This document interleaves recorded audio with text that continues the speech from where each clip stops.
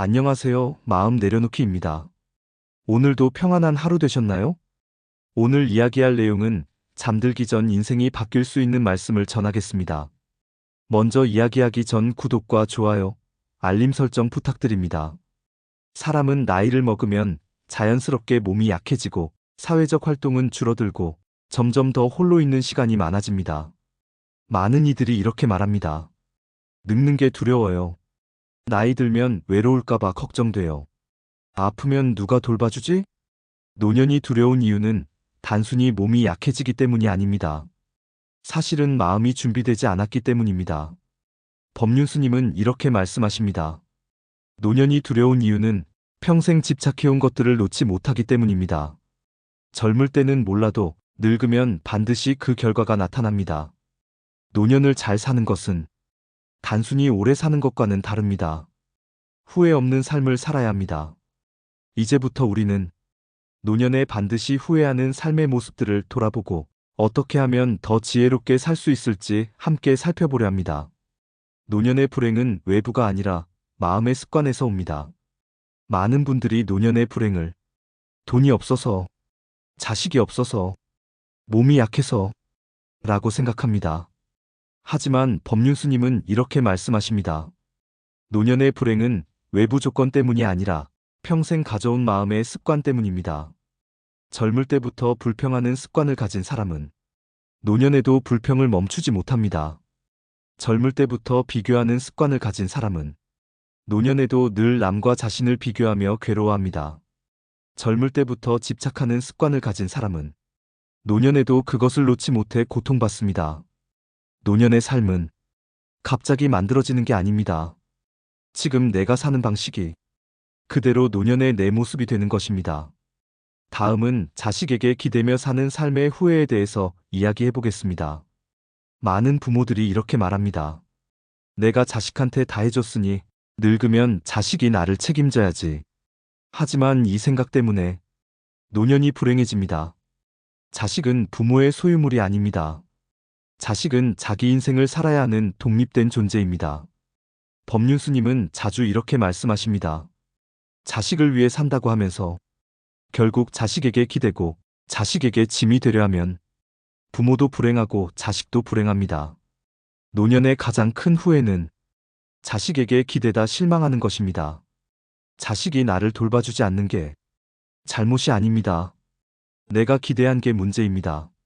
네 번째는 돈과 재산에 집착하는 삶의 후회에 대해서 이야기하겠습니다. 많은 어르신들이 노년의 재산 때문에 갈등합니다.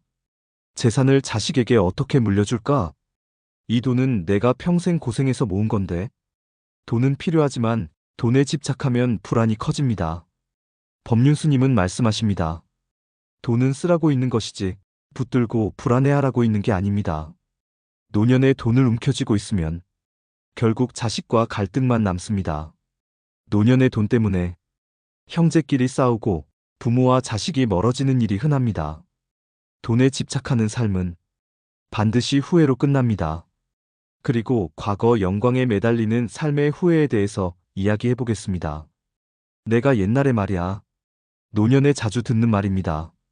과거에 내가 잘 나갔던 이야기를 계속 반복하며 산다면 현재는 공허할 수밖에 없습니다. 법륜스님은 이렇게 말씀하십니다. 과거는 이미 지나갔습니다. 지금 행복하지 않으면 과거가 아무리 화려해도 노년은 괴롭습니다. 과거의 영광에 집착하는 사람은 현재를 살지 못합니다. 그 결과 노년의 후회와 공허함만 남습니다. 외로움을 두려워하며 의존하는 삶 또한 노년의 가장 큰 두려움 중 하나입니다. 누군가 옆에 있어야 마음이 편하다. 혼자 있으면 너무 쓸쓸하다. 하지만 외로움을 피하려고 억지로 사람에게 매달리면 관계가 불편해지고 오히려 더 외로워집니다. 법륜스님은 말합니다. 외로움을 피하려 하지 말고 외로움과 친해져야 합니다. 외로움은 괴로운 게 아니라 내 마음을 돌아볼 기회입니다. 외로움을 두려워하는 삶은 반드시 후회로 끝납니다. 외로움을 친구처럼 대할 수 있어야 노년이 편안합니다. 그리고 노년에는 건강에 대한 과도한 불안이 만드는 후회들이 있습니다. 노년이 되면 가장 먼저 걱정하는 것이 건강입니다.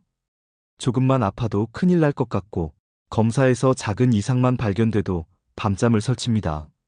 이러다 큰 병 생기는 거 아니야? 내가 쓰러지면 누가 날 돌보지? 이런 불안 때문에 하루하루가 괴롭습니다. 법륜스님은 이렇게 말씀하십니다. 건강은 소중하지만 건강에 집착하면 오히려 더 불안해집니다. 몸은 언젠가 늙고 병듭니다. 그걸 자연스럽게 받아들여야 합니다. 젊을 때처럼 활동하지 못한다고 해서 불행한 게 아닙니다. 문제는 몸의 변화가 아니라 그 변화를 받아들이지 못하는 마음의 태도입니다. 다음은 실제 사례입니다. 어떤 노부부가 스님께 말했습니다. 스님, 하루 종일 병원만 다니고 약만 챙기다 보니 인생이 허무합니다. 스님은 대답합니다. 몸이 불편하면 치료하고 돌보면 됩니다. 그런데 그 걱정 때문에 인생을 다 쓰면 건강을 지키려다 오히려 인생을 버리는 겁니다. 병원은 필요할 때 가되 삶의 중심이 되게 하면 안 됩니다. 몸의 변화는 받아들이고 마음은 여전히 평화롭게 살아갈 수 있습니다. 다음은 나는 옳다는 생각을 고집하는 삶의 후회입니다. 노년에 가장 많이 듣는 말이 있습니다. 내가 살아보니 말이야. 경험이 많다 보니 자꾸 자신의 생각이 절대 옳다고 믿게 됩니다. 그러다 보니 가족이나 후배들과 갈등이 잦아집니다. 법륜스님은 이렇게 말씀하십니다. 노년에 고집을 부리면 결국 사람은 다 떠납니다. 옳고 그름보다 더 중요한 건 함께 사는 평화입니다. 내가 옳다는 생각을 고집하면 남을 무시하게 되고 결국 외로움만 남습니다. 노년에 가장 후회하는 것 중 하나는 내 말만 옳다고 우긴 것입니다. 그 결과 관계는 멀어지고 마음은 점점 더 쓸쓸해집니다. 우리 다 같이 이렇게 연습해보면 어떨까요? 상대가 틀려 보여도 한 발 물러서 보기. 내 경험을 강요하지 않고 그냥 나누기. 내가 옳다는 생각보다 지금 이 관계가 편안한가를 우선하기. 노년에 필요한 것은 이기는 지혜가 아니라 함께하는 지혜입니다. 다음은 배우자와의 관계에서 남는 후회입니다. 평생 함께 살아온 배우자. 그런데 노년의 가장 큰 후회는 배우자와의 관계를 제대로 돌보지 않은 것입니다. 젊었을 때는 일하느라, 아이 키우느라 서로 마음을 돌볼 여유가 없었습니다. 노년에 와서 뒤돌아보면 그때 좀 더 따뜻하게 말할 걸, 미안하다고 한 번이라도 말해줄 걸 하는 후회가 남습니다. 법륜스님은 말합니다. 부부는 인생의 동반자입니다. 서로에게 기대는 존재가 아니라 함께 가는 존재입니다. 배우자에게 화를 내고 불평만 늘어놓다가 상대가 떠나거나 세상을 떠나면 그때 후회해도 늦습니다. 오늘부터는 이렇게 해봅시다. 매일 작은 말이라도 고맙다 전하기. 과거 잘못을 붙들지 말고 지금부터 따뜻하게 대하기. 나만 힘들다는 생각 대신 서로 수고했다고 바라보기. 노년의 행복은 배우자와의 관계에서 크게 좌우됩니다. 후회하지 않으려면 지금 당장 따뜻한 말을 건네는 연습을 시작해야 합니다. 그리고 나이가 들면서 인간관계를 망치는 말과 태도들이 있습니다. 노년에는 말수가 늘어나거나 반대로 불평과 잔소리가 많아지기도 합니다. 요즘 애들은 말이야. 다 네가 잘못해서 그렇지. 이런 말들이 쌓이면 사람들이 점점 멀어집니다. 법륜스님은 이렇게 말씀하십니다. 사람들이 당신을 피하는 건 당신이 늙어서가 아니라 말이 괴롭기 때문입니다. 노년에 후회하지 않으려면 말을 줄이고 상대를 인정하는 태도가 필요합니다. 그리고 나이가 들수록 노년을 더 무겁게 만드는 것 중 하나는 바로 집착입니다. 집착은 단순히 어떤 것을 좋아하거나 소중히 여기는 마음과는 다릅니다. 집착이란 이것이 꼭 있어야 한다. 없어지면 나는 견딜 수 없다는 생각에 붙잡힌 상태를 말합니다. 집착이란 무엇일까요? 법륜스님은 이렇게 말씀하십니다. 집착은 내가 무엇을 붙잡는 게 아니라 그 집착이 나를 붙잡고 놓아주지 않는 것입니다. 겉으로는 내가 무언가를 소유하고 있다고 생각하지만 실제로는 그 대상이 나를 지배합니다. 돈을 쥐고 있으면 마음이 든든할 것 같지만 오히려 돈 때문에 늘 불안합니다. 이 돈을 잃으면 어떡하지? 누가 빼앗아가면 어떡하지? 자식을 키우면서 기쁨을 느끼지만 집착이 생기면 불안합니다. 내가 원하는 대로 안 살면 어떡하지? 나 없으면 얘가 무너지는 거 아니야? 건강도 마찬가지입니다. 몸은 누구나 늙고 병듭니다. 그런데 건강에 집착하면 조금만 기침이 나도 불안해지고 검사 수치가 조금만 흔들려도 온갖 상상을 하며 괴로워합니다. 집착이 만드는 불행의 모습들은 다음과 같습니다. 1. 재산에 대한 집착. 노년이 되면 많은 분들이 평생 모아온 돈과 집, 땅을 붙듭니다. 이건 내가 고생해서 번 돈이다. 내 재산을 내 뜻대로 써야 한다. 그런데 그 집착 때문에 자식과 다투고 형제끼리 원수가 되고 죽을 때까지 마음 편히 쓰지도 못합니다. 스님은 말씀하십니다. 돈은 쓸 때 가치가 있습니다. 붙들고만 있으면 그 돈이 오히려 나를 괴롭힙니다. 이 자식에 대한 집착. 부모는 누구나 자식을 사랑합니다. 그런데 그 사랑이 집착으로 변하면 자식도 괴롭고 부모도 괴롭습니다. 내가 너를 어떻게 키웠는데 네가 이렇게 하니? 내 뜻대로 살아야지. 내 멋대로 하면 안 된다. 자식을 내 소유물처럼 대하는 순간 관계는 갈등으로 가득 차고 노년의 큰 상처로 남습니다. 3. 과거와 명예에 대한 집착. 내가 젊었을 때는 잘 나갔지. 내가 이만큼 해온 사람이야. 과거의 영광이나 사회적 지위를 놓지 못하면 지금은 늘 초라하고 외롭게 느껴집니다.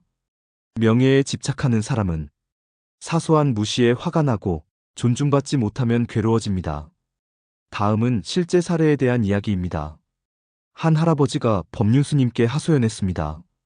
스님, 제가 평생 노력해서 큰 집을 지었는데 자식들이 그걸 팔자고 하니 너무 속상합니다. 제가 죽고 나면 이 집이 없어질까봐 잠이 안 옵니다.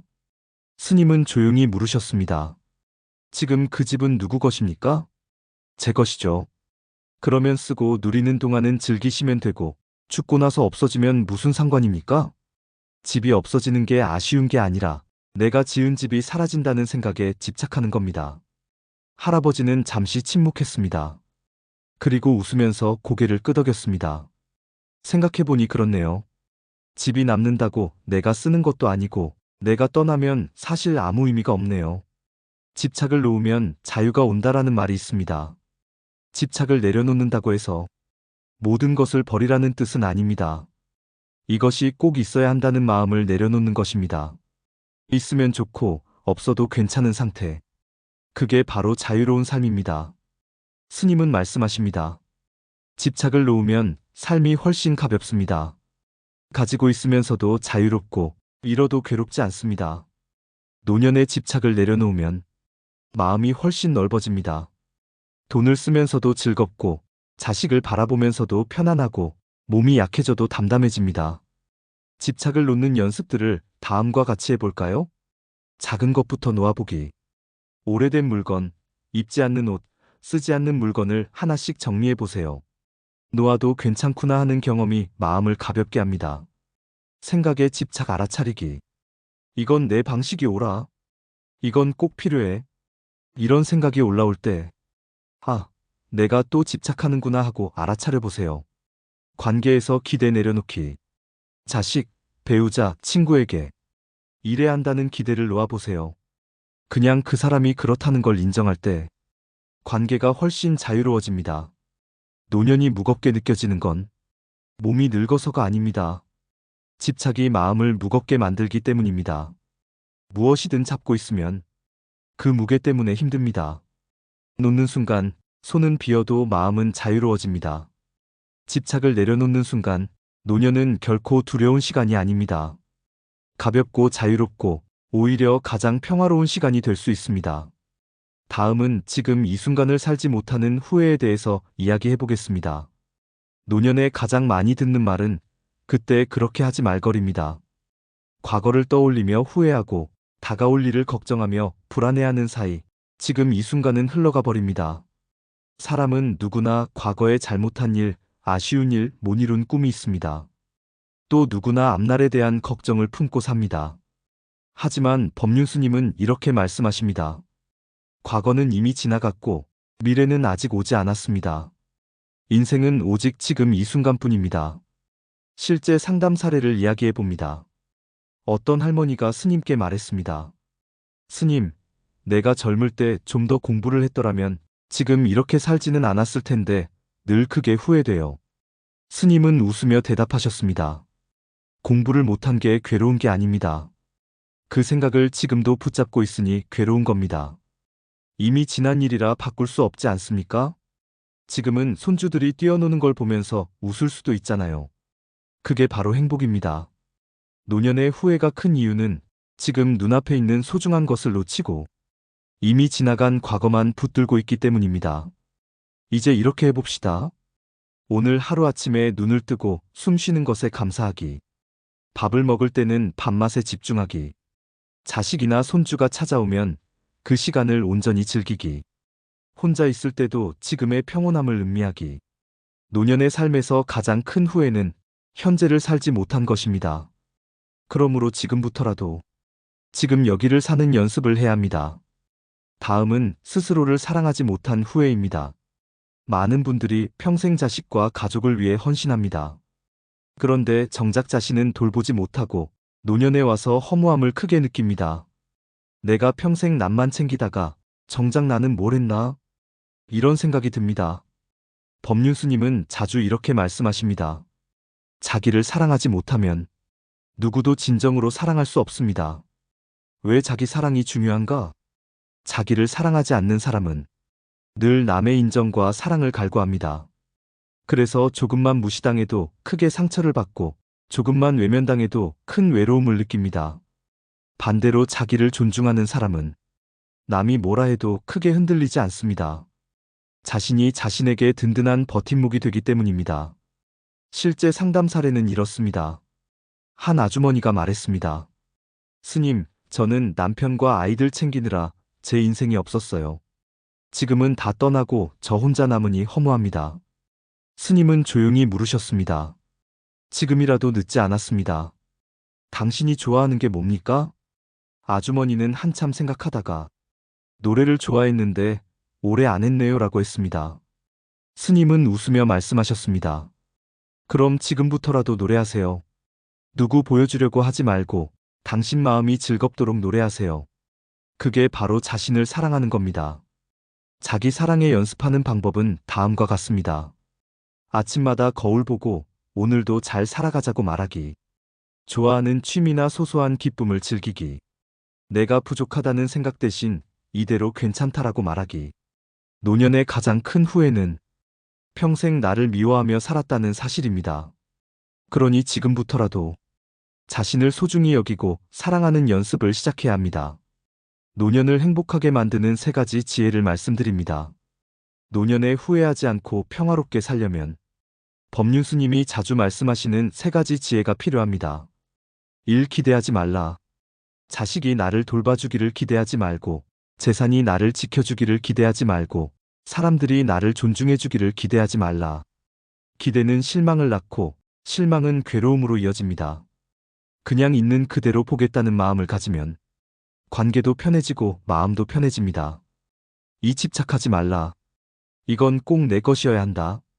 이건 절대로 잃으면 안 된다. 이런 생각이 집착입니다. 집착은 결국 불안으로 이어집니다. 집착을 내려놓을수록 마음은 가벼워지고 자유로워집니다. 지금 이 순간을 살아라.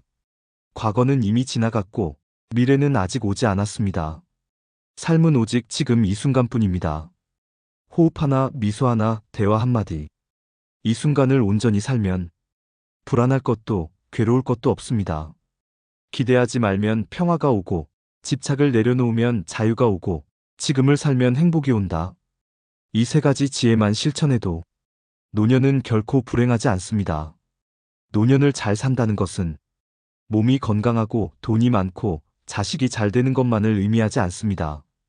후회 없는 삶, 가벼운 마음, 평화로운 하루가 진짜 행복입니다. 법륜스님은 말씀하십니다. 나이가 들수록 삶은 단순해져야 합니다. 내려놓을수록 가볍고 기대하지 않을수록 평화롭습니다. 우리는 흔히 노년을 쓸쓸하고 두려운 시간이라고 생각합니다. 그러나 마음을 다스린 사람에게 노년은 세상을 더 깊이 이해하고 더 큰 자유를 누리는 시간이 될 수 있습니다. 후회 없는 노년을 위한 3가지 다짐을 해볼까요? 오늘 하루, 지금 이 순간을 놓치지 않겠다. 자식 재산 과거에 기대지 않겠다. 나를 미워하지 않고 나를 존중하며 살겠다. 이 다짐을 실천하는 사람은 노년에 들어서도 마음이 편안하고 떠나는 순간까지도 후회가 없습니다. 오늘 우리는 노년을 어떻게 살아야 후회하지 않는가에 대해 함께 나눠보았습니다. 사람은 누구나 늙고 누구나 병들고 결국 누구나 떠나게 됩니다. 이건 피할 수 없는 자연의 이치입니다. 하지만 그 과정이 두렵고 괴로운 것은 세상 때문이 아니라 내 마음의 집착과 기대 때문입니다. 늙는다고 불행한 것이 아닙니다. 집착을 놓지 못하면 불행하고 기대를 내려놓지 못하면 괴롭습니다. 그러나 놓을 줄 아는 사람, 지금 이 순간을 사는 사람은 노년조차 가장 자유롭고 평화로운 시간이 될 수 있습니다. 여러분, 후회 없는 노년을 원하십니까? 그렇다면 오늘부터 시작하십시오. 작은 것부터 내려놓고 지금 이 순간을 온전히 누리며 자기를 존중하고 사랑하는 연습을 하십시오. 그 길 위에서 노년은 결코 두려움의 시간이 아니라 가장 고요하고 가장 깊이 있는 행복의 시간이 될 것입니다. 오늘은 인생의 불안을 극복하고 마음의 평화를 찾는 3가지 지혜에 대해서 말씀드리려고 합니다. 첫 번째, 현대를 살아가는 우리는 끊임없이 불안합니다. 물질은 풍요롭고 기술은 발전했으며 예전보다 훨씬 편리한 세상인데도 사람들의 마음은 점점 더 피곤해지고 있습니다. 어떻게 살아야 할지 모르겠어요. 잘 되고 있어도 불안해요. 항상 뭔가 부족하고 미래가 막막해요. 이런 이야기를 하는 사람들이 적지 않습니다. 불안은 언제부터 우리 마음속에 자리 잡은 걸까요? 법륜 스님은 이렇게 말씀하십니다. 불안은 외부 상황에서 오는 것이 아닙니다. 오히려 내 생각, 기대, 집착이 만들어낸 것입니다. 그리고 그걸 알아차리는 순간 불안은 힘을 잃기 시작합니다. 불안은 때로 우리 삶을 마비시킵니다. 무언가를 결정하지 못하게 만들고 지금 누리고 있는 것조차 온전히 즐기지 못하게 합니다. 그런데 참 이상하지요. 같은 상황에서도 어떤 사람은 편안해하고 어떤 사람은 똑같은 상황에서 괴로워합니다. 그 차이는 현실이 아니라 그 상황을 받아들이는 마음의 태도에서 비롯됩니다.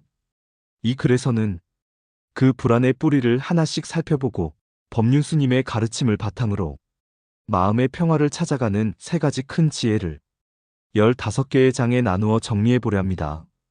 우리가 흔히 빠지는 생각의 함정, 마음을 붙잡고 놓지 않는 집착, 그리고 늘 미래를 걱정하는 습관.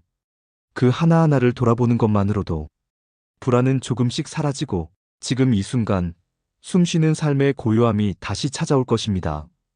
두 번째, 불안은 현실이 아니라 생각에서 온다. 사람들은 이렇게 말합니다. 나는 불안한 성격이라 어쩔 수 없어요. 요즘 세상이 너무 불안정하잖아요. 내가 가진 게 부족하니까 당연히 불안한 거죠.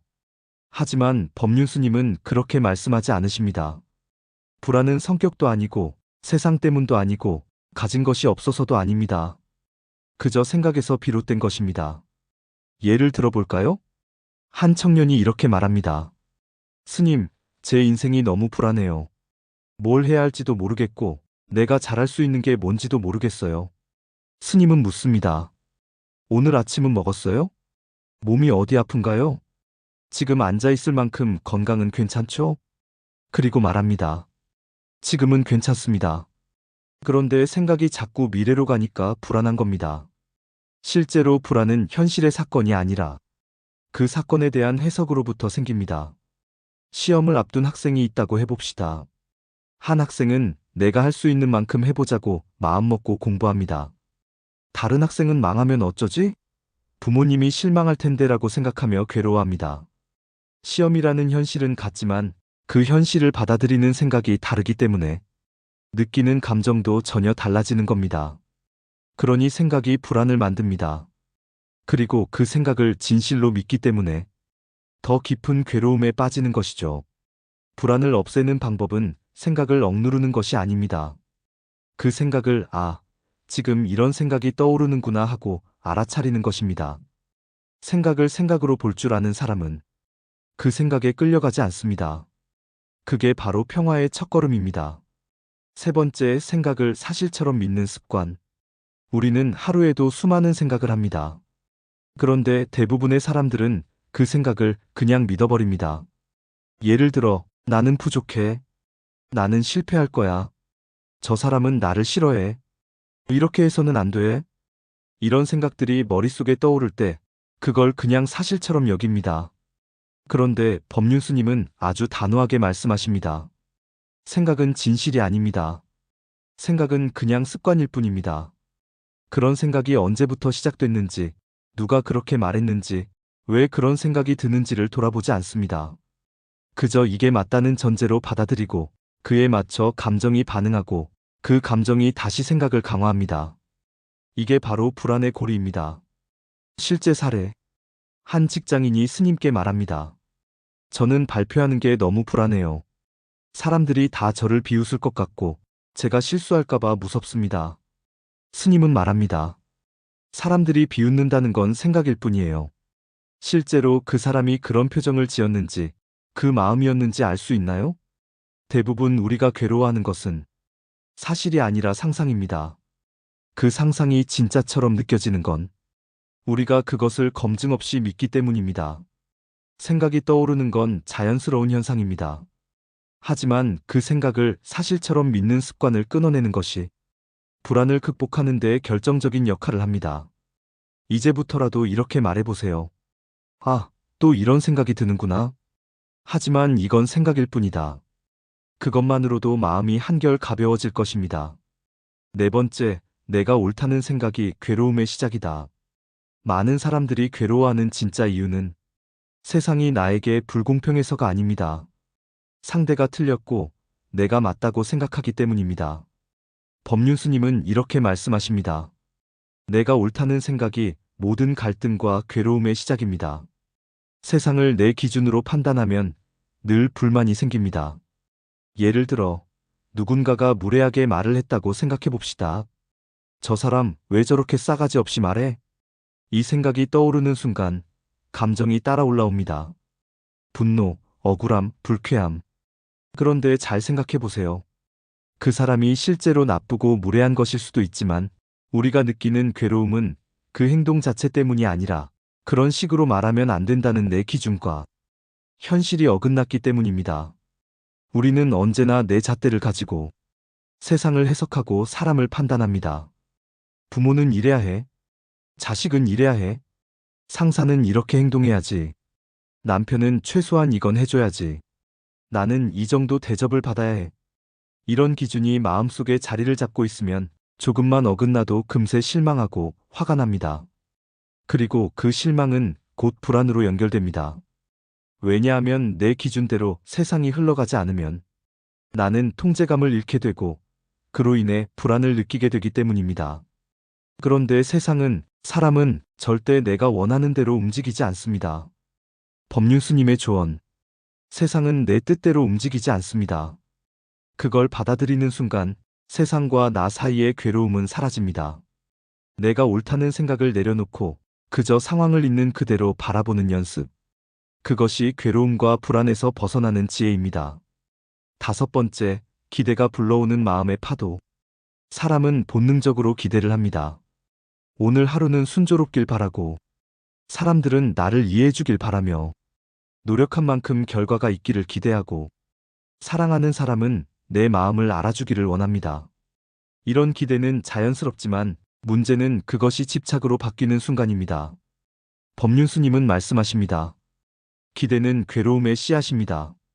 기대가 크면 클수록 현실이 그 기대를 만족시키지 못할 때 불안과 실망이 커집니다. 기대가 없으면 실망도 없습니다. 기대가 없으면 분노도 생기지 않습니다. 많은 부모님들이 자녀에 대한 기대 때문에 괴로워합니다. 이렇게 해줬으면 좋겠는데 왜 안 해줄까? 내가 저만큼 해줬는데 왜 저럴까? 내가 생각한 아이의 모습은 이런 게 아니었는데. 이렇게 내가 만든 이미지에 아이를 끼워 맞추려 하다 보면 그 아이가 어떤 마음을 가지고 있는지, 지금 무엇을 느끼는지 보지 못하게 됩니다. 실제 상담 사례. 어떤 어머니가 말했습니다. 딸이 대학에 떨어졌는데 자꾸 혼자만의 시간을 갖고 저랑 대화를 안 해요. 제가 이렇게 기도도 많이 하고 정성도 들였는데 너무 실망스럽고 섭섭해요. 스님은 조용히 이렇게 말씀하십니다. 그 실망은 따님 때문이 아니라 어머니의 기대 때문입니다. 딸이 대학에 가야만 한다는 기대를 했기 때문에 현실과 어긋나서 괴로운 거예요. 문제는 아이가 아니라 어머니 마음속의 기대입니다. 기대가 사라지면 현실을 있는 그대로 받아들이게 되고 마음은 편안해집니다. 기대는 감정의 파도를 일으키는 바람입니다. 그 바람을 잠재우는 것이 평화의 시작입니다. 여섯 번째, 집착은 불안의 뿌리다. 우리가 어떤 대상에 마음을 붙잡히게 되면 그걸 놓치면 안 된다는 생각이 들고 그 생각이 바로 불안의 근원이 됩니다.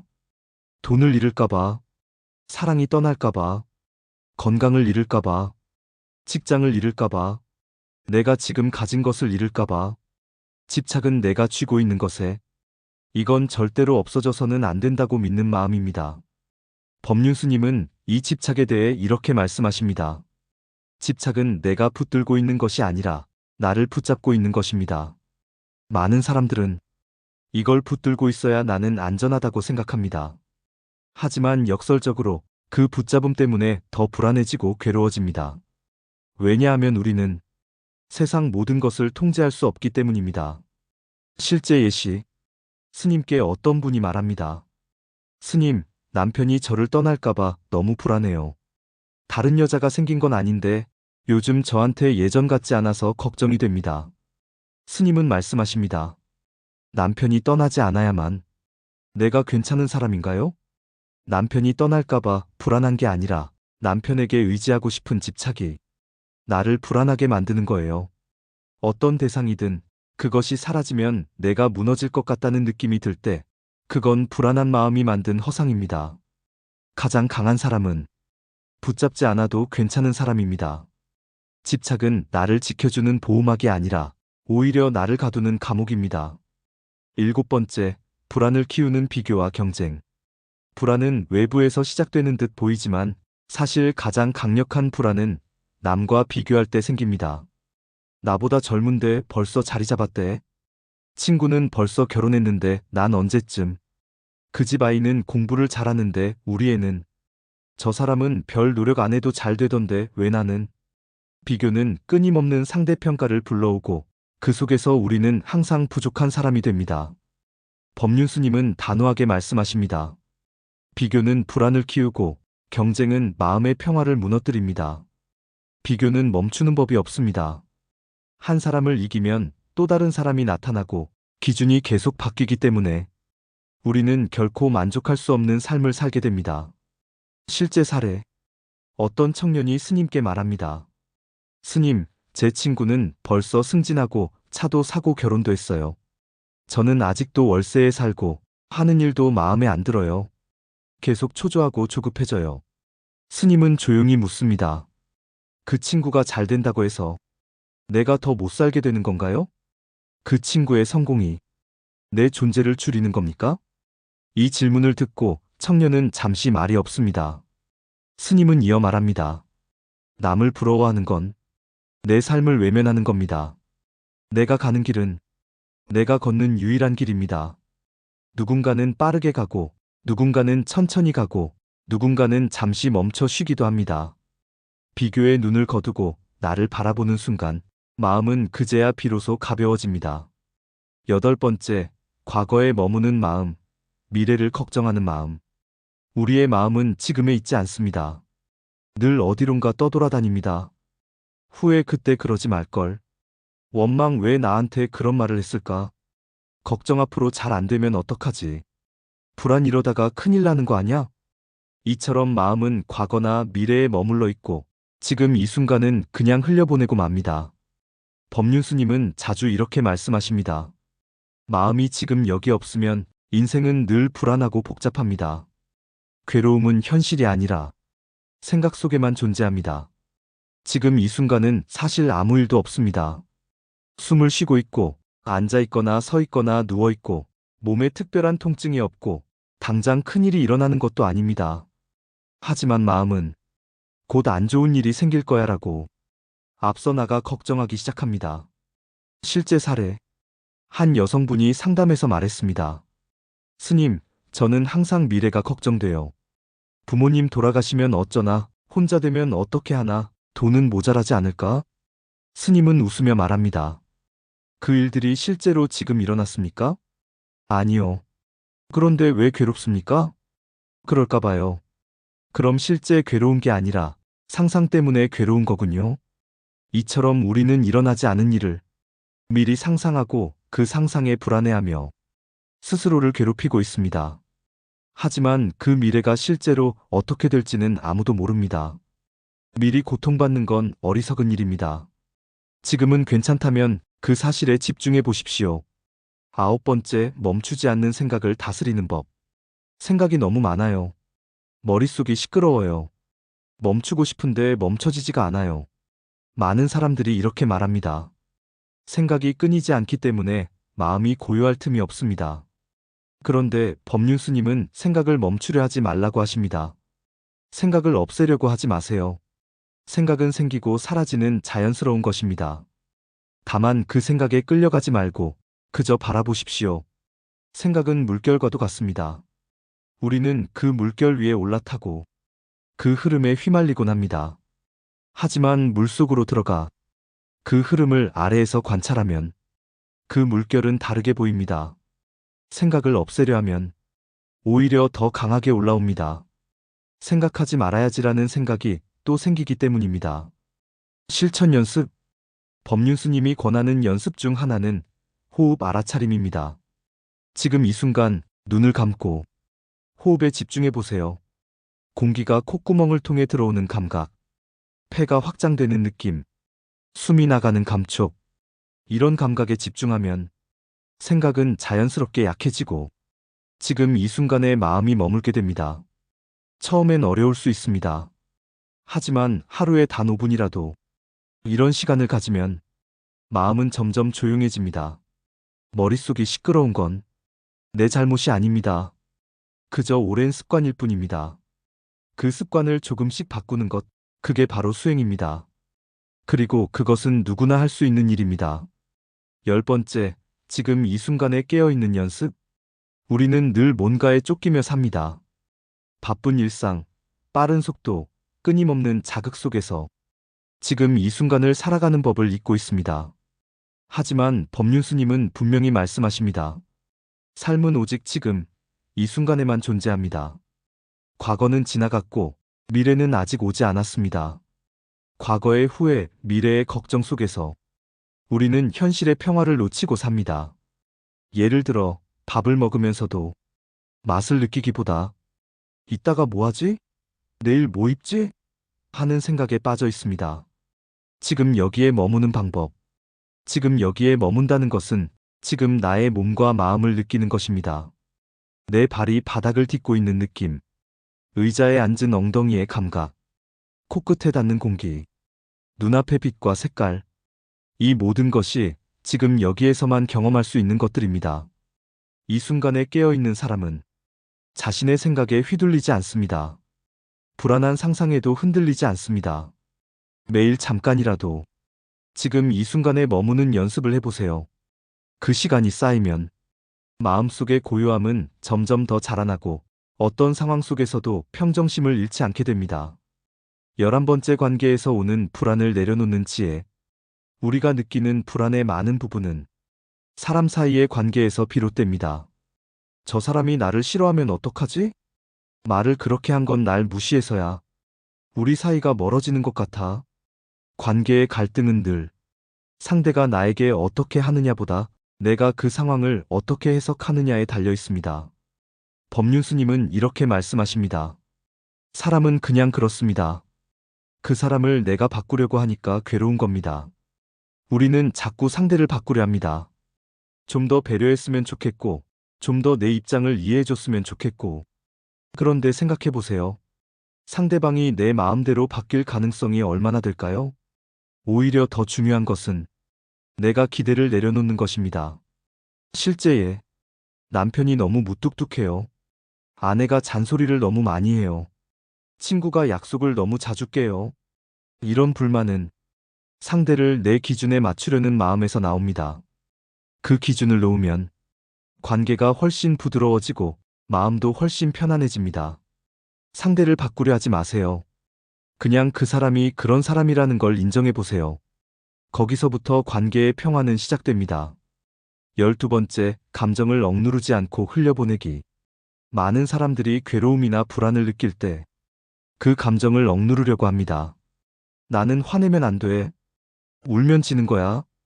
괜찮은 척 해야 해. 그런데 감정은 억누른다고 사라지지 않습니다. 오히려 눌러놓은 감정은 언젠가 폭발하게 됩니다. 법륜스님은 말합니다. 감정은 억제의 대상이 아닙니다. 그냥 있는 그대로 바라보고 흘려보내는 것이 가장 건강한 방법입니다. 감정을 다루는 연습. 감정이 올라왔을 때 억누르지 말고, 판단하지 말고, 아, 내가 지금 이런 감정을 느끼고 있구나라고 알아차리는 것이 중요합니다. 지금 내가 화가 났구나. 불안이 올라오는구나. 조금 외롭구나. 그렇게 감정을 알아차리는 순간 그 감정은 나를 지배하지 않습니다. 오히려 감정과 건강한 거리를 둘 수 있게 됩니다. 감정은 파도처럼 왔다가 조용히 사라집니다. 그 파도를 그냥 흘려보내는 것, 그게 바로 마음의 평화를 지키는 기술입니다. 13번째, 자기 자신을 받아들이는 용기. 세상이 아무리 나를 칭찬해도 내가 나를 싫어하면 행복할 수 없습니다. 많은 사람들이 나답지 않게 살아가는 삶 속에서 스스로를 미워하고 괴로워합니다. 난 왜 이렇게 못났을까? 다른 사람처럼 살았으면 좋겠어. 나는 뭘 해도 안 돼. 법륜스님은 말합니다. 자기를 사랑하지 않으면 누구도 진짜로 사랑할 수 없습니다. 자기를 먼저 있는 그대로 인정해야 합니다. 자기를 받아들인다는 것은 자기 자신에게 이렇게 말해주는 것입니다. 그래, 그럴 수 있지. 이 정도면 잘하고 있어. 완벽하지 않아도 괜찮아. 거울 앞에 서서 거울을 보고 이렇게 말해보세요. 수고했어. 오늘도 잘 버텼구나. 지금도 충분히 괜찮아. 이런 말이 어색하게 느껴진다면 그만큼 지금 내 마음이 상처를 입었다는 뜻입니다. 누군가가 나를 이해해주길 바라기 전에 내가 먼저 나를 이해해주는 것. 그게 바로 불안을 극복하는 가장 단단한 기반입니다. 14번째, 평화는 멀리 있지 않다. 우리는 늘 지금보다 더 나은 상태를 찾아다닙니다. 이 고비만 넘기면 괜찮아질 거야. 돈 좀 모으면 마음이 편해지겠지. 누굴 만나면 행복해질 수 있을 거야. 하지만 그렇게 생각하며 앞만 보고 달리는 동안 지금 이 순간의 고요함과 만족은 놓치고 맙니다. 법륜스님은 분명히 말씀하십니다. 평화는 미래에 있는 게 아닙니다. 지금 이 순간, 지금 이 자리, 바로 여기에 있습니다. 지금 이 순간에 집중해보면 사실 우리를 괴롭히는 것은 없습니다. 단지 이건 이래야 한다, 이건 절대 이러면 안 된다는 생각이 마음을 복잡하게 만들 뿐입니다. 생각을 내려놓고 지금 있는 그대로의 삶을 받아들일 때 비로소 마음은 고요해집니다. 평화는 어디 가서 찾는 것이 아니라 지금 멈춰서서 느끼는 것입니다. 마지막 말씀입니다. 괴로움 속에도 길이 있다. 지금까지 우리는 불안의 원인을 살펴보고 그 불안을 어떻게 다루어야 할지 법륜스님의 지혜를 따라 함께 걸어왔습니다. 마지막으로 되짚어 봅시다. 불안은 외부가 아니라 내 생각에서 온다. 그 생각은 대부분 사실이 아니라 상상이다. 기대와 집착이 괴로움을 낳는다. 과거는 지나갔고 미래는 오지 않았다. 지금 이 순간에 깨어있을 때 평화가 찾아온다. 그리고 그 중심에는 나를 알아차리는 힘이 있습니다. 괴로움은 사라지지 않습니다. 하지만 그 괴로움에 끌려가지 않을 수는 있습니다. 우리는 늘 바깥에서 해답을 찾지만 진짜 평화는 늘 내 안에 있습니다. 삶은 고통도 기쁨도 함께 담고 있는 그릇입니다. 그 안에서 생긴 그대로 보고 흘러가게 두고 집착하지 않는 법을 배워가며 우리는 조금씩 단단해지고 평화로워질 수 있을 것입니다. 끝으로 이 한마디를 가슴에 새겨봅시다. 지금 이 순간이 괜찮다면 인생은 괜찮은 것입니다. 감사합니다. 성불하십시오. 오늘은 불행을 부르는 단 하나의 습관에 대한 이야기를 해보겠습니다. 왜 인간은 불행을 피할 수 없을까요? 사람은 태어나면서부터 행복을 원합니다. 아기가 울 때 엄마 품에 안기면 웃고, 배가 고프면 울다가 젖을 물면 만족합니다. 인생의 시작부터 우리는 늘 내가 원하는 것을 얻으면 기쁘고, 얻지 못하면 괴로운 존재입니다. 그런데 시간이 지날수록 욕망은 더 커지고 복잡해집니다. 어린아이는 장난감을 원하고, 청년은 성공과 사랑을 원하고, 중년은 사회적 지위와 안정된 삶을 원합니다. 그리고 노년에 이르면 건강과 자녀의 효도를 원합니다. 언제나 우리는 내가 원하는 상태를 만들어내려고 애쓰지만 세상은 결코 내 뜻대로 움직이지 않습니다. 그러다 보니 우리는 끊임없이 불안하고 채워지지 않는 갈증 속에서 흔들립니다. 부처님은 이 문제를 아주 직설적으로 말씀하셨습니다. 삶은 괴로움이다. 이 말씀을 처음 들으면 실망스럽습니다. 아니, 세상은 아름답고 행복할 수도 있는데 왜 괴로움이라고 하나? 하지만 부처님께서 의도하신 것은 인생을 부정하는 것이 아니었습니다. 오히려 있는 그대로의 사실을 보라는 가르침이었습니다. 우리가 아무리 외면하려 해도 태어나는 순간부터 늙고 병들고 죽는 길을 피할 수 없습니다. 사랑하는 사람과 반드시 이별해야 하고 싫어하는 사람과도 어쩔 수 없이 만나야 하며 원하는 걸 얻지 못하고 싫은 것을 피하지 못하는 순간들이 계속됩니다. 이것이 바로 삶의 본질적인 구조입니다. 그렇다면 질문이 생깁니다. 왜 인생은 이렇게 괴로움으로 가득 차 있을까? 이 불행을 피할 방법은 정말 없는 걸까? 부처님께서는 바로 그 답을 찾기 위해 출가하셨습니다. 왕자로서 모든 것을 가졌던 분이 세상에서 가장 깊은 고민에 빠진 이유도 여기에 있습니다. 왜 사람은 늙고 병들고 죽는가? 그 괴로움은 어디서 오는가? 그 질문을 끝까지 파고들어 깨달으신 부처님의 결론은 단순했습니다. 괴로움에는 원인이 있다.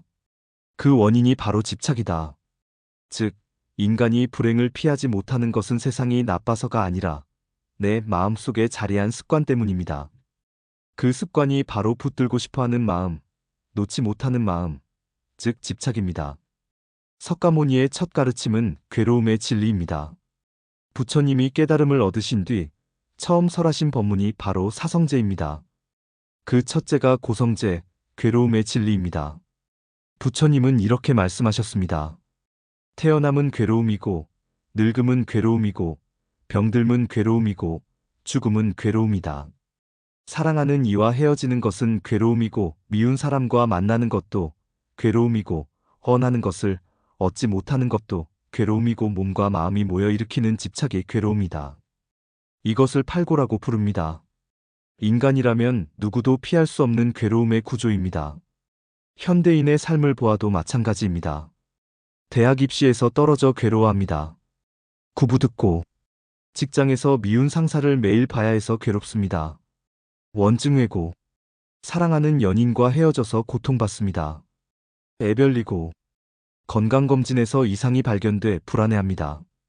병고, 나이가 들어 예전처럼 일하지 못해 초라함을 느낍니다. 노고, 누구나 이런 괴로움을 겪습니다. 그렇다면 이 괴로움은 어떻게 해서 생기는 걸까요? 부처님께서는 괴로움의 원인을 집착이라 말씀하셨습니다. 우리는 늘 무언가를 붙잡으려 합니다. 무언가를 반드시 가져야만 안심하려 하고 이르면 큰일 날 것처럼 생각합니다. 그 집착이 결국 괴로움을 만들어내는 것입니다. 부처님은 단순히 인생이 괴롭다고 선언한 것이 아니라 그 괴로움의 뿌리를 뽑을 수 있는 방법까지 가르쳐 주셨습니다. 그 출발점은 바로 괴로움의 원인을 아는 것입니다. 그 원인을 정확히 알면 거기서 벗어날 길도 보입니다. 불행은 외부에서 올까요? 내 마음에서 올까요? 많은 사람들은 불행의 원인을 외부에서 찾습니다. 돈이 없어서 불행하다. 집이 좁아서 불행하다. 남들이 나를 인정해주지 않아서 괴롭다. 내가 원하는 걸 못 얻어서 고통스럽다. 하지만 부처님은 단호히 말씀하셨습니다. 괴로움은 밖에서 오는 것이 아니다. 내 마음에서 일어난다. 같은 상황에서도 어떤 이는 웃으며 살고 어떤 이는 괴로워하며 삽니다. 같은 사건을 겪어도 어떤 이는 담담히 받아들이고 어떤 이는 평생 원망하며 삽니다. 예를 들어 한 집에 사는 형제가 똑같이 가난한 환경에서 자랐다고 해봅시다. 형은 늘 불행하다고 생각하며 가난 때문에 나는 망했다고 말합니다. 동생은 가난 덕분에 내가 단단해졌다고 말합니다. 상황은 같지만 마음의 태도에 따라 전혀 다른 인생이 펼쳐집니다. 부처님은 이 차이를 집착의 유무로 설명하셨습니다. 형은 나는 반드시 부자가 되어야 한다는 집착 때문에 괴로운 것이고, 동생은 지금 있는 그대로도 괜찮다는 마음으로 자유로운 것입니다. 현대인도 마찬가지입니다. 건강검진에서 작은 이상이 발견되면 어떤 이는 큰일 났다며 불안에 사로잡히지만, 다른 이는 조심하라는 신호구나 하고 생활 습관을 고치며 담담히 받아들입니다. 직장에서 승진해서 밀리면 어떤 이는 자존심이 무너지고 괴로워하지만, 다른 이는 이제 더 여유 있게 살 수 있겠다며 웃으며 받아들입니다. 불행은 사건이 아니라 그 사건을 바라보는 마음의 습관에서 비롯됩니다. 그리고 그 습관의 핵심은 집착입니다. 내가 집착을 내려놓으면 세상은 그 순간부터 나를 괴롭히지 않습니다. 불행을 부르는 습관의 정체는 집착입니다. 불행을 부르는 단 하나의 습관, 그것은 집착이다. 이 말은 단순한 비유가 아닙니다. 부처님께서는 명확히 말씀하셨습니다. 가래가 곧 괴로움의 원인이다. 가래는 갈증처럼 목이 마른 듯 끊임없이 원하는 마음입니다. 물 한 모금으로는 절대 해결되지 않는 목마름처럼 욕망은 채워도 끝이 없습니다. 집착의 본질. 집착은 무언가를 꼭 붙들어야 안심하는 마음입니다. 돈은 절대로 잃어서는 안 돼. 내 자식은 반드시 잘 되어야 해. 사랑은 변하면 안 돼. 내 건강은 영원히 유지되어야 해. 하지만 세상은 무상합니다. 변하지 않는 것은 없습니다. 그런데도 변하지 않기를 바라는 그 마음이 집착이고, 그 집착 때문에 괴로움이 시작됩니다. 부처님은 이 과정을 연기법으로 설명하셨습니다. 가래가 집착을 낳고, 집착이 존재를 낳고, 존재는 결국 괴로움을 낳습니다.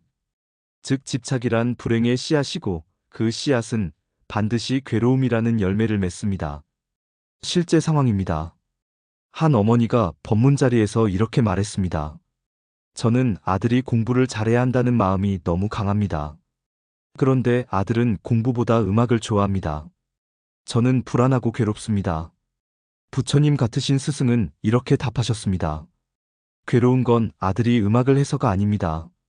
아들이 공부를 해야 한다는 어머니의 집착 때문입니다. 이렇게 보면 명확합니다. 집착은 늘 내가 정한 틀에 세상을 맞추려는 마음입니다. 그 틀과 현실이 어긋날 때 괴로움이 생깁니다. 다음은 집착의 다양한 얼굴, 돈, 사랑, 명예, 건강. 집착은 하나의 형태로만 나타나지 않습니다. 사람마다, 상황마다 다양한 모습으로 불행을 만들어냅니다. 대표적인 4가지 집착을 살펴보겠습니다. 1. 돈에 대한 집착. 많은 사람들이 돈이 있으면 행복하다고 말합니다. 하지만 부처님은 말씀하셨습니다. 많이 가질수록 더 많이 잃을까 두려워한다. 돈이 많아질수록 잃을까 불안해지고, 지키려는 마음이 강해질수록 괴로움도 커집니다. 돈은 삶을 편리하게 할 수는 있지만 행복의 본질은 되지 못합니다. 이 사랑에 대한 집착. 사랑은 달콤하지만 동시에 가장 큰 괴로움의 원인이 되기도 합니다. 이 사랑은 영원해야 해. 저 사람은 반드시 내 마음을 알아줘야 해. 하지만 사랑은 무상합니다. 상대의 마음도 변하고 환경도 변합니다. 그 변화를 인정하지 못하면 집착은 곧 고통이 됩니다. 삼명예와 지위에 대한 집착. 사람들은 인정받고 싶어하고 높이 올라가고 싶어합니다. 하지만 올라간 자리는 늘 불안합니다. 내가 혹시 밀려날까? 사람들이 나를 잊을까? 이 불안은 명예에 대한 집착이 만든 덫입니다. 4. 건강에 대한 집착. 몸은 언젠가 늙고 병듭니다. 그런데도 나는 아프면 안 돼. 나는 늙으면 안 돼라는 집착은 나이 들수록 더 큰 괴로움으로 다가옵니다. 부처님은 무상을 보라고 하셨습니다. 변하지 않는 것은 없다. 그러니 변화를 거부하지 말고 흐름을 받아들여라. 다음은 집착은 왜 불행을 낳는가? 연기법으로 본 원리에 대해서 설명드립니다. 집착은 왜 불행을 만들까요? 이 질문에 대한 답은 연기법에 있습니다. 부처님은 깨달음의 순간 이렇게 말씀하셨습니다. 이것이 있으므로 저것이 있고 이것이 없으므로 저것이 없다. 모든 것은 서로 의지하여 일어나고 서로 조건이 사라지면 함께 사라집니다. 연기의 사슬. 부처님께서는 괴로움의 발생 과정을 12연기로 설명하셨습니다. 그 핵심 고리는 이렇습니다. 무명, 어리석음행, 습관식, 의식가래, 집착취, 붙잡음유, 존재, 생로사, 늙고 죽음. 즉, 무지와 집착이 결국 늙고 죽는 괴로움으로 이어집니다. 집착이 만드는 구체적 과정은 다음과 같습니다. 1. 욕망이 생긴다. 저걸 가져야 행복하다. 2. 집착한다. 저건 내 것이어야 한다. 3. 불안해진다. 만약 잃으면 어떡하지? 4. 괴로움이 커진다. 실제로 잃거나 변하면 견디지 못한다. 결국 집착은 불행을 낳는 기계와 같습니다. 버튼을 누르면 반드시 불행이 나온다는 뜻입니다. 집착은 손에 뜨거운 숯을 쥐고 놓지 않는 것과 같습니다. 쥐고 있는 사람은 타들어가는 고통을 느끼면서도 이건 꼭 내 거야라며 손을 펴지 않습니다. 그 고통은 숯 때문이 아니라 놓지 못하는 집착 때문입니다. 집착과 무지 즉 불행의 이중굴레에 대해서 이야기해 볼까요? 집착이 괴로움의 원인이라는 사실은 분명합니다. 그런데 우리는 왜 그렇게 집착에 빠질까요? 그 뿌리에는 무지가 있습니다. 부처님께서 말씀하신 12연기에서 맨 처음 고리가 무명입니다. 무명은 어리석음, 즉 진리를 알지 못하는 상태를 말합니다. 우리는 세상이 무상하다는 것을 머리로는 알면서도 마음으로는 이건 변하지 않을 거야라고 믿습니다. 사랑도 영원할 거라 생각하고 젊음도 오래갈 거라 착각합니다. 바로 이 착각이 집착을 낳습니다. 무지가 만드는 환상이 있습니다. 무지는 세상을 있는 그대로 보지 못하게 만듭니다. 변하는 것을 영원하다고 착각합니다. 괴로운 것을 즐겁다고 착각합니다. 더럽고 불완전한 것을 깨끗하다고 착각합니다. 나라는 실체가 없는 것을 나라고 착각합니다. 이 네 가지 잘못된 견해를 사전도라고 합니다. 이 잘못된 인식 때문에 우리는 끊임없이 집착하고 집착 때문에 괴로움이 끊이지 않습니다. 다음과 같은 예시를 볼까요? 한 젊은이가 연애에 빠져 있었습니다. 이 사랑은 영원할 거야. 이 사람 없으면 난 못 살아. 하지만 얼마 지나지 않아 연인은 떠났습니다. 그는 세상이 무너진 듯 괴로워했습니다. 이 괴로움은 연인이 떠났기 때문일까요? 아닙니다. 사랑은 영원하다는 무지에서 비롯된 집착 때문에 괴로움이 생긴 것입니다. 부처님은 말씀하셨습니다. 무지에서 가래가 생기고 가래에서 집착이 생기며 집착에서 괴로움이 생긴다. 그러므로 불행에서 벗어나려면 무지를 깨뜨려야 합니다. 즉, 있는 그대로의 진실을 보아야 합니다. 무상, 무아, 연기의 진리를 알면 집착은 자연히 약해지고 괴로움은 점차 줄어듭니다. 사례로 보는 집착과 고통에 대해서 이야기해보고자 합니다. 부처님의 가르침이 추상적인 진리가 아니라 우리 삶 속에 그대로 드러나는 사실임을 보여주기 위해 구체적인 사례를 살펴보겠습니다. 일돈에 집착한 상인의 이야기. 어느 마을에 부유한 상인이 있었습니다. 그는 평생 돈을 모으는 데만 몰두했습니다. 집과 창고에 금은보화를 쌓아두었지만 늘 불안했습니다. 도둑이 들면 어쩌지? 내일 장사가 망하면 어떡하지? 그는 죽는 순간까지도 내 돈을 지켜야 한다는 말을 남겼습니다. 이 상인이 괴로웠던 건 돈이 많아서가 아닙니다. 돈에 집착했기 때문에 평생 불행했습니다. 이 사랑에 집착한 여인의 이야기. 어느 여인은 남편을 너무 사랑했습니다. 이 사람은 절대 날 떠나지 않을 거야. 그런데 남편이 먼저 세상을 떠났습니다. 그녀는 무너져 내리듯 울부짖었습니다. 수년 동안 방에 틀어박혀 남편의 물건만 붙잡고 살았습니다. 그녀의 괴로움은 남편의 죽음 때문이 아닙니다. 죽음을 거부하는 집착 때문입니다. 삼명회에 집착한 관리의 이야기. 어떤 관리는 높은 자리에 오르는데 성공했습니다. 하지만 그 이후에도 행복하지 않았습니다. 혹시 내 자리를 빼앗기면 어떡하지? 사람들이 나를 잊으면 어쩌지? 결국 그는 늘 눈치를 보고 조금만 비판을 들어도 화를 내며 괴로워했습니다. 이것이 집착이 낳는 고통입니다. 사현대인의 이야기. 오늘날도 다르지 않습니다. SNS에 좋아요가 적으면 불안해지고 남보다 못하면 열등감을 느낍니다. 사람들이 나를 인정하지 않으면 좌절합니다. 문제는 세상이 아니라 내 마음의 집착입니다. 부처님은 늘 말씀하셨습니다. 집착하지 않으면 자유롭다. 집착을 내려놓는 첫걸음은 바로 알아차림입니다. 집착을 내려놓으려면 어떻게 해야 할까요? 부처님께서는 관찰과 알아차림을 강조하셨습니다. 집착은 무의식적으로 일어납니다.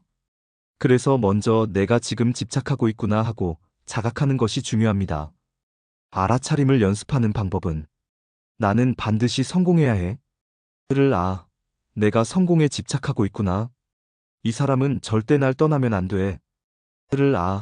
내가 이 관계에 집착하고 있구나. 내 건강은 절대 나빠지면 안 돼. 내가 건강에 집착하고 있구나. 이렇게 알아차리는 순간 집착은 나를 지배하지 못합니다. 부처님은 사념처를 가르치셨습니다. 몸을 있는 그대로 관찰하고, 느낌을 있는 그대로 관찰하고, 마음을 있는 그대로 관찰하고, 법을 있는 그대로 관찰하는 수행입니다. 사념처 수행은 집착을 놓는 강력한 방법입니다. 생각과 감정을 억누르지 않고 그저 있는 그대로 비추어 보는 것입니다. 예를 들어 화가 났을 때 화내면 안 되라고 억누르는 게 아니라 내 안에 화가 일어나고 있구나 하고 바라봅니다. 그 순간 화는 줄어들고 집착은 힘을 잃습니다. 집착을 버리는 첫걸음은 억지로 놓으려 애쓰는 것이 아닙니다. 먼저 알아차리는 것, 그것이 집착에서 자유로워지는 시작입니다. 다음은 내려놓음의 지혜 무상과 무아에 대해서 알아봅시다. 집착을 버리는 지혜는 부처님께서 깨달으신 두 가지 핵심 진리 무상과 무아를 이해하는 데서 나옵니다. 무상의 가르침 먼저 이야기해 봅시다. 부처님께서 세상을 꿰뚫어 보신 첫 번째 통찰은 모든 것은 변한다는 사실입니다. 젊음도 늙음으로 변하고 건강도 병들므로 변하며 사랑도 이별로 변합니다. 우리는 이 사실을 머리로는 알지만 마음으로는 받아들이지 못합니다. 이 사랑은 영원해야 해. 내 건강은 절대 나빠지면 안 돼. 이렇게 생각하는 순간 불행은 시작됩니다. 무상을 인정하면 어떻게 될까요? 사랑하는 이와 함께하는 지금 이 순간을 더 소중히 여기게 됩니다. 건강할 때 감사하게 되고 젊을 때 허황된 꿈이 아니라 현재를 누리게 됩니다. 무상을 거부하면 괴로움이 생기고 무상을 인정하면 평화가 생깁니다. 그럼 무아의 가르침은 무엇일까요? 부처님의 두 번째 핵심 통찰은 무아입니다. 우리는 늘 나라는 실체가 있다고 믿습니다. 내 것, 내 자식, 내 명예, 내 몸하지만 깊이 들여다보면 그 나라는 실체는 없습니다. 몸은 음식과 공기, 물과 열에 의존해서 잠시 유지되는 것일 뿐입니다. 마음은 끊임없이 변하는 생각과 감정이 모여 있는 것일 뿐입니다. 따라서 고정된 나라는 실체는 어디에도 없습니다. 그런데도 우리는 이건 내 것이야 라고 집착합니다. 그 집착이 결국 불행을 만듭니다. 무아를 이해하면 어떻게 될까요? 자식을 내 소유물로 여기지 않습니다. 돈을 내 존재의 증거로 붙들지 않습니다. 명예나 지위가 내 자아를 대신한다고 착각하지 않습니다. 무아의 지혜를 알면 이건 잠시 머무는 인연일 뿐이라고 받아들이게 됩니다. 그 순간 마음은 한결 가벼워집니다. 집착 없는 삶이 주는 자유는 어떨까요? 부처님께서는 깨달음을 얻으신 뒤 해탈의 기쁨을 이렇게 표현하셨습니다. 해탈은 자유롭다. 다시는 붙잡을 것이 없다. 집착이 사라진 삶은 어떤 모습일까요? 일관계에서의 자유. 집착이 많으면 관계가 무겁습니다. 자식에게 집착하면 늘 불안합니다. 얘가 내 뜻대로 안 살면 어떡하지? 나를 안 챙기면 어떡하지? 배우자에게 집착하면 사랑도 고통이 됩니다. 이 사람은 반드시 내 곁에 있어야 해. 이렇게 생각하는 순간 떠날까봐 불안해지고 작은 행동에도 상처를 받습니다. 집착을 놓으면 관계가 훨씬 편안해집니다. 그냥 그 사람이 그 사람답게 살아가도록 두고 나는 그저 함께하는 순간을 즐기게 됩니다. 이 돈과 재산에서의 자유. 돈은 필요하지만 집착할수록 불행해집니다. 많이 벌면 벌수록 더 잃을까 두려워합니다. 적게 가지면 가졌다고 불안합니다. 집착이 없으면 돈은 단지 삶을 편리하게 하는 수단일 뿐입니다. 있으면 감사히 쓰고 없으면 없는 대로 살아갑니다. 그때 비로소 돈이 나를 지배하지 않고 내가 돈을 쓰는 주인이 됩니다. 산몸과 건강에서의 자유. 몸은 늙고 병듭니다. 집착이 많으면 병이 올 때 괴롭습니다. 왜 나에게 이런 일이 생기지? 이건 절대 일어나면 안 되는데. 집착이 없으면 병들어도 담담합니다. 아, 몸은 원래 늙고 병드는 거구나. 이렇게 받아들이면 고통은 줄어듭니다. 집착이 없는 삶은 무소유의 삶입니다. 무소유는 아무것도 갖지 않는 게 아니라 갖고 있으면서도 집착하지 않는 상태입니다. 있어도 좋고 없어도 괜찮다. 이런 마음이 바로 해탈의 자유입니다. 수행으로 집착을 다스리는 길 8정도에 대해서 이야기해 봅시다. 집착을 내려놓는 것은 말처럼 쉽지 않습니다. 그래서 부처님은 구체적인 길을 가르쳐 주셨습니다. 그것이 바로 8정도입니다. 8정도는 괴로움의 원인을 없애고 해탈에 이르는 8가지 바른 길입니다. 1. 정견. 세상을 바르게 보는 것입니다. 모든 것은 무상하고 집착이 괴로움의 원인임을 아는 것, 그것이 정견입니다. 2. 정사유. 바르게 생각하는 것입니다. 나는 집착을 줄이겠다. 나는 자비와 지혜로 살아가겠다. 이런 결심이 정사유입니다. 3. 정어. 바르게 말하는 것입니다. 거짓말하지 않고 험담하지 않고 상처 주는 말을 하지 않는 것. 말은 관계를 맑게도 하고 탁하게도 만듭니다. 4. 정업. 바르게 행동하는 것입니다. 살생하지 않고 도둑질하지 않고 음행하지 않는 것. 행동이 곧 마음을 길들이는 방법입니다.